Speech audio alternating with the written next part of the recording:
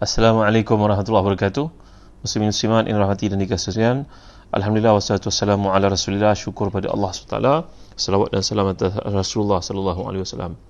Renungan kita sebelum tidur pada malam ni adalah 2 ayat sahaja daripada surah Al-Isra', iaitu firman Allah Subhanahu wa taala, A'udzubillahi minasyaitonir rajim.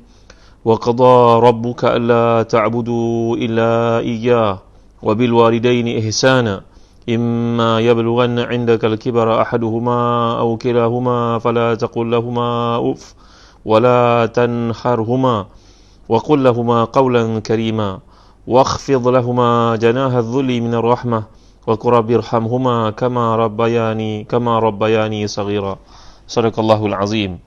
Pada malam ni renungan kita adalah 2 ayat sahaja daripada surah Al-Isra', iaitu firman Allah Subhanahu wa taala, A'udzubillahi minasyaitonir rajim. Terjemahannya, dan Tuhanmu telah pun memerintahkan kepadamu untuk menyembahnya sahaja, iaitulah hendaklah kamu taat kepadanya, beribadah kepadanya, dan Tuhanmu juga memerintahkan kamu supaya berbuat baik kepada kedua ibu bapamu. Jika salah seorang antara mereka atau kedua-duanya sampai kepada usia lanjut dalam penjagaanmu, maka sekali-kali jangan kamu mengatakan kepadanya keduanya perkataan atau janganlah kamu bentak keduanya, dan ucapkanlah kepada keduanya perkataan yang baik, dan rendahkanlah dirimu kepada keduanya dengan penuh kasih sayang, dan ucapkan, wahai Tuhanku, sayangilah keduanya sebagaimana mereka berdua telah mendidik aku sewaktu kecil. Tuan-tuan dan hadirin dikasihi sekalian, dalam ayat ini Allah Ta'ala mengajar kita satu perkara yang penting, 2 perkara yang penting, iaitu surah Isra' yang telah kita sentuh semalam adalah membincangkan tentang etika, adab dalam kehidupan. Dan antara adab yang hebat, yang unggul diajar dalam Islam, iaitu berbaik pada kedua ibu bapa. Kerana ibu bapa ni merupakan asbabul mubashir, sebab utama, sebab langsung kewujudan kita di muka bumi selepas kehendak Allah SWT.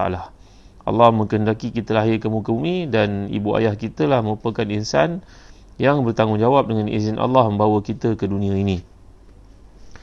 Jadi dalam ayat ini Allah mengajar kita supaya mentaatinya, beribadah kepadanya dengan bersungguh, dan diiktirankan dengan ibadah kepada Allah itu mentaati kedua ibu bapa.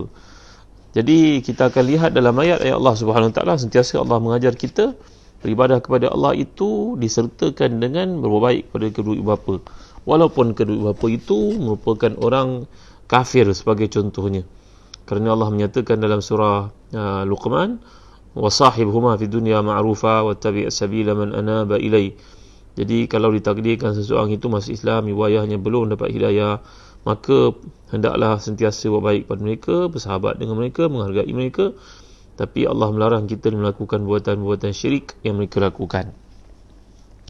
Kalau kita perhatikan muslim-muslimat yang dirahmati dan dikasihi sekalian, bila Allah menceritakan tentang nikmat dalam hidup ini mempunyai ibu ayah, banyak hadis yang menunjukkan kepada keutamaan ibu ayah. Sebagai contohnya dalam tafsir Munir yang di tangan saya pada waktu ini, Rasulullah SAW pernah bersabda dalam satu hadis sahih riwayat Muslim, Raghima anfuhu thumma raghima anfuhu thumma raghima anfuhu. Qila man ya Rasulullah? Qala man adraka walidayhi indal kibar ahaduhuma aw kilayhima thumma lam yadkhulil jannah. Celakalah orang itu. Kami bertanya, siapakah yang celaka itu, ya Rasulullah? SAW menjawab, iaitulah orang yang mempunyai peluang buat baik kepada kedua ibu bapanya saat mereka sudah tua, ataupun kedua-duanya sekali, tapi dia tidak melakukan, maka tiada tempat untuknya dalam syurga. Bila Allah menyatakan dalam ayat ini tanggungjawab kita sebagai anak untuk baik pada kedua ibu bapa, maka para ulama membincangkan apakah caranya, apakah rukunnya kepada buat baik pada ibu bapa itu. Kalau kita perhatikan, fala taqul lahuma uff. Perkara pertama, jangan kamu ucapkan kepada kedua-duanya kata yang buruk, seperti keluhan, seperti kata op, jap dan sebagainya. Kerana ini semua berlaku dalam semua keadaan, terutamanya bila kedua ibu bapa itu sudah pun tua. Mereka sudah lemah dan tidak mampu bekerja, kerana pada waktu itu keperluan mereka terhadap anak-anak untuk menguruskan diri mereka lebih tinggi. Bayangkan satu masa dulu ayah mampu untuk memandu kereta, ayah mampu untuk motosikal, dia tak perlu pada kita langsung, tuan-tuan. Tapi bila dia sudah tua, dilarang untuk membawa kenderaan sebagai contohnya, maka duduklah dia kat rumah, tak ada apa nak buat. Maka pada saat itulah seseorang anak wajib mentaati ibu ayahnya, memenuhi segala permintaan mereka dengan bersungguh-sungguh. Yang kedua, Allah ajar di sini, wala tanharhuma, jangan sampai keluar perkataan buruk daripada kamu terhadap mereka. Kalau kita perhatikan beza di antara uf yang diajar pada ayat yang mula-mula, wa taqullahuma ufin wala tanharhuma, yang panggil ta'affuf itu, ta'affuf ataupun intihar adalah yang pertama, larangan untuk menampakkan rasa kesal, rasa malas, rasa susah. Sedangkan yang kedua menunjukkan bahawa jangan membantah. Artinya menunjukkan reaksi yang tidak senang dengan permintaan mereka pun dah dikira satu dosa, tuan-tuan yang mulia Allah sekalian. Yang seterusnya, yang ketiga dalam ayat ini, wa qul lahuma qawlan karima, katakan kepada mereka dengan perkataan yang lembut, yang baik, yang bagus, yang menyebabkan dalam hati mereka berbunga perasaan sayang, suka, rasa dimuliakan. Jadi dilihat sini bahawa Allah Taala menyebut dahulu dua larangan daripada sesuatu yang menyakitkan, kemudian baru datang perintah untuk melakukan sesuatu yang ma'ruf, yang baik itu, kerana tahli sampai dimulakan sifat-sifat mahmudah, melainkan dirinya. Jadi diajar kita dua perkara yang awal tadi, memperkenalkan, membuang, kemudian baru datang tahalli, iaitu berkata perkara yang baik-baik. Jadi untuk kita faham isu pendidikan, kita kena buang segala benda-benda yang buruk dahulu, mazmumah dahulu, kemudian barulah kita ajar seorang itu untuk bersifat dengan sifat mahmudah. Kemudian lagi yang diajar oleh Allah SWT, wakhfid lahuma janaha dhulli minar rahmah. Ini merupakan satu istiarah makaniyah, iaitu Allah SWT meminjamkan atau memberikan satu gambaran kepada kita bandingan orang yang berkelakuan baik kepada ibu bapa ni umpama burung. Bayangkan burung tu tinggi terbangnya, tiba-tiba dia turun di hadapan kita, menguncupkan sayapnya. Maka begitu juga seseorang anak yang dahulu dibimbing, dididik, dijaga, dibesarkan oleh ayah ibu dengan susah payah, sampai kalau kita mempunyai anak kecil kita itu, ketika buang air pun tuan-tuan, kita suka bau busuknya itu kan, seronok kalau kita tengok dia buang air kecil, buang air besar, gembira. Ya Allah, bayangkanlah begitulah kita keadaan masa kecil-kecil dahulu ketika ayah ibu kita membesarkan kita. Maka itu sebabnya seorang anak yang sudah pun berjaya, terbang tinggi, berjaya dalam kerjanya, menjadi jutawan, menjadi hartawan, ilmuwan dan sebagainya, maka bila di hadapan ibu ayah, wajib dia merendahkan dirinya, kerana Allah menggambarkan di sini kinayahnya bagaimana seekor burung yang terbang tinggi itu, sayup kelihatan di langit, tiba-tiba dia muncul di depan kita.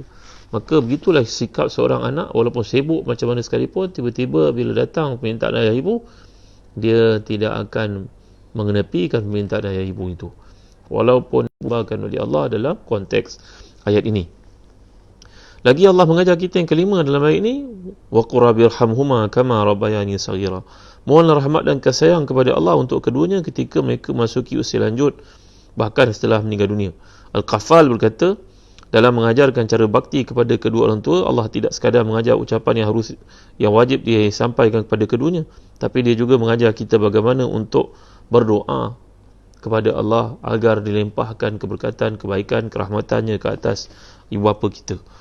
Tuan-tuan hati dan dikasih sekalian, ada satu pemuda datang bertemu dengan seorang tabi'in yang terkemuka, Sufyan Ats-Tsauri, berkata kepadanya, wahai tuan guru, agak-agak berapa kali seseorang itu kena doakan untuk ayah ibunya? Daripada ayat ini, kata para ulama tafsir, sekurang-kurangnya wajib ke atas anak itu mendoakan ayah ibunya sekali seumur hidup, sekurang-kurangnya. Tapi bila ditanya kepada Sufyan Ats-Tsauri, beliau berkata, aku memahami daripada ayat Allah di sini, janganlah kau lupa kedudukan ayah ibumu untuk kamu doakan kerahmatan, kebaikan bagi mereka, sekurang-kurangnya sekali dalam sembahyangmu. Di mana tuan guru? Sebelum engkau mengucapkan salam selepas tahiyat akhir. Kan kita lepas daripada membaca tahiyat akhir ataupun tasyahud akhir itu, fil alamina innaka hamidum majid, kita digalakkan untuk berdoa, Allahumma inni a'udzubika min azabi jahannam wa min azabil qabri wa min fitnatil mahya wal mamat wa min syarri masihid dajjal. Kan dah hafal ke belum tuan-tuan? Cuba hafal bersama saya. Allahumma inni a'udzubika min azabi jahannam wa min azabil qabri wa min fitnatil mahya wal mamat wa min syarri al-masih ad-dajjal. Ya Allah, aku mohon perlindungan kepadamu daripada seksa neraka Jahannam, daripada seksa kubur, daripada fitnah kehidupan dan kematian, dan dari fitnah Al-Masih Ad-Dajjal. Kemudian kita doa untuk ibu ayah kita. Rabbi firli warhamni, Rabbi firli wali walidayya warhamhuma kama rabbayani shaghira, contohnya. Atau Rabbi firli wali walidayya walil mu'minina yawma yaqumul hisab. Jadi apa-apa doa yang kita ucapkan sebelum memberi salam selepas tasyahud akhir itu, kata Sufyan Ats-Tsauri, hendaklah kita doakan untuk ayah ibu kita. Jadi sekurang-kurangnya dalam seharian kita berdoa 5 kali untuk mereka, memenuhi hak-hak mereka, kata Sufyan Ats-Tsauri. Bagi tuan-tuan yang sudah pun kehilangan ayah ibu, kita ada banyak masa untuk beribadah sekarang. Tak boleh pergi kerja, tak boleh pergi mana, kita sembahyang berjemaah dengan anak-anak. Ajarlah anak-anak untuk mendoakan datuk nenek moyang mereka. Ajarlah anak-anak untuk mendoakan ibu bapa mereka sebagaimana kita mendoakan ibu ayah kita. Kama tadinu tudan. Sungguhnya dalam hidup ini tak ada satu pun pahala ataupun dosa yang dibalas oleh Allah segera berbanding dengan dosa ataupun pahala buat baik kepada ibu bapa. Sebagaimana kita buat baik kepada ibu bapa, maka begitulah anak-anak akan buat baik kepada kita. Sebaliknya, sebagaimana kita buat buruk pada ibu bapa, begitulah anak-anak akan buat pada kita.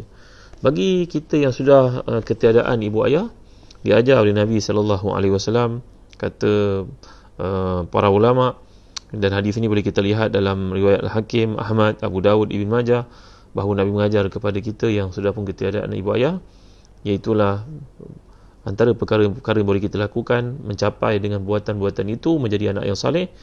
Khisalun arba'ah, salatu alaihima, wal istighfaru lahuma, wa infazu ahdihima, wa ikramu sadiqihima, wa silatu rahim alladhi la rahima laka illa min kibalihima, fahuwa alladhi baqi alaika min birihima ba'da mautihima. Andai ibu ayah kita sudah pun meninggal dunia, ada peluang untuk melakukan kebaikan dan kita dikira sebagai anak yang saleh apabila dapat melakukannya. Yang pertama, hendaklah kita yang telah meninggal dunia itu. Yang kedua, mohon ampun untuk mereka. Mendoakan satu perkara, mohon ampun perkara yang lain. Melaksanakan janji mereka. Contohnya, waktu ayah ibu di kampung, mereka membayar bil air di surau dekat rumah. Contoh. Berapa siang sangat tuan-tuan? Bayar bil air, ada RM30, RM40 sebulan. Ibu ayah kita membayarnya. Bila meninggal dunia, barulah kita perasan ada banyak bil air kat rumah. Rupa-rupanya bil air surau yang ayah bayar. Maka kita hendaklah meneruskan komitmen mereka itu, tuan-tuan dimuliakan Allah sekalian. Ini adalah janji yang kita sama ada sedar atau tidak mereka lakukan, kita teruskan, tuan-tuan. Kemudian memuliakan teman-teman mereka dan menyambung hubungan silaturahim yang dirimu tidak akan terhubung dengannya kecuali dengan jalur kedua ibu bapa kita. Siapakah silaturahim selepas ayah ibu kita meninggal dunia? Mari kita lihat sama. Adik-beradik ayah ibu, pakcik-makcik kita lah. Adik-beradik kita sendiri sebenarnya. Saudara-saudara ayah ibu, sesiapa sahaja yang memiliki hubungan pertautan silaturahim yang dipanggil sebagai rahim ini adalah yang ada hubungan darah daging dengan seseorang. Kerana kata Ibn Hajar, rahim ini merujuk kepada dua. Sama ada kasih sayang yang bertautan dengan orang yang lahir dari darah daging yang sama, ataupun rahim itu merujuk kepada rahmah. Dan kedua-duanya merujuk kepada ikatan yang wujud di antara kita semua. Jadi hendaklah kita berat perkara-perkara yang telah nyatakan ni, iaitu 4 perkara. Doakan untuk mereka, doakan keampunan untuk mereka, menyelesaikan janji-janji mereka, kemudian memuliakan teman-teman mereka, dan yang terakhir yang kelima, iaitulah menjalin silaturahim dengan golongan yang punya hubungan kekerabatan dengan ayah ibu kita yang telah kita nyatakan tadi. Jadi tuan-tuan rahmati dan dikasihi sekalian, hendaklah kita ingat syariat telah menetapkan bahawa derhaka kepada ibu bapa ini termasuk dosa-dosa besar. Imam Tirmizi menukilkan satu hadis daripada Abdullah bin Umar yang bunyi, ridha Rabb fi ridha al-walidain wa sakhatu Rabb fi sakhatihima. Bahawa keridaan Tuhan terletak pada keridaan ibu bapa, dan kemurkaan Tuhan, kemurkaan Allah terletak pada kemurkaan ibu bapa. Dalam satu hadis yang sering kali kita dengar menjelang Ramadan, dan hadis ini diriwayatkan oleh kebanyakan para ulama hadis seperti Tirmizi, Al-Hakim dan sebagainya. An-Nabi SAW sa'id al-mimbar thumma qala amin amin amin, qila ya Rasulullah ala ma amanta qala atani Jibril faqala ya Muhammad raghima anfu rajulin dzukirta indahu falam yusalli alayka qul amin faqultu amin thumma qala raghima anfu rajulin dakhala alayhi Ramadan thumma kharaj falam yughfar lahu qultu amin ثم قال رغم أنف رجل أدرك والديه أو أحدهما فلم يدخلاه الجنة قل آمين فقلت آمين. Nabi SAW menaiki mimbar Nabi ini ada 3 mata tangga, Naik tangga yang pertama Nabi mengucapkan amin, yang kedua amin, yang ketiga amin. Apakah amin itu, wahai Rasulullah? Rasulullah telah menjawab, amin ini adalah terhadap doa yang diungkapkan oleh Jibril, iaitulah doa Jibril terhadap orang yang tidak menselawatkan Nabi SAW. Ketika mendengar nama Nabi diungkapkan, maka tiada kebaikan untuknya. Aku mendoakan amin atas doa Jibril itu. Yang kedua, seorang yang datang padanya bulan Ramadan tapi dia tidak dapat kemuliaan keampunan Ramadan, maka Jibril mendoakan kecelakaan, kerugian untuk fulan itu. Aku mengatakan amin. Dan yang ketiga, seorang yang punya ayah ibu tetapi dia gagal memperolehi kasih sayangnya, maka tiada keberkatan dalam hidupnya. Aku mengatakan amin terhadap doa Jibril itu. Jadi tuan-tuan dimuliakan Allah sekalian, mudah-mudahan kita dapat peringatan daripada ayat yang penting ini, surah yang penting ini, surah Al-Isra, surah yang digemari oleh Rasulullah SAW. Bahkan dalam hadis-hadis menunjukkan baginda mengamalkan bacaannya setiap hari, dengan surah Az-Zumar, Al-Mulk, As-Sajdah dan sebagainya. Mudah-mudahan Allah berkati kita, beri peluang kepada kita pada hari-hari yang kita dikurung ini untuk banyak buat baik pada ibu bapa kita. Doakan untuk mereka yang telah pergi bersawat ke atas Rasulullah SAW dan memohon keampunan untuk mereka, mendoakan kedudukan mereka ditinggikan, buat baik kepada orang yang punya hubungan kekeluargaan dengan ayah ibu kita. Kemudian disuruh kita untuk menunaikan janji-janji mereka, dan disuruh kita untuk memuliakan teman-teman karib mereka, ayah ibu itu. Setakat ini saja dulu. Wallahu a'lam. Sallallahu ala sayyidina Muhammad wa ala alihi wasahbihi wasallam. Alhamdulillahirabbil alamin wa barakallahu fikum. Wassalamualaikum warahmatullahi wabarakatuh.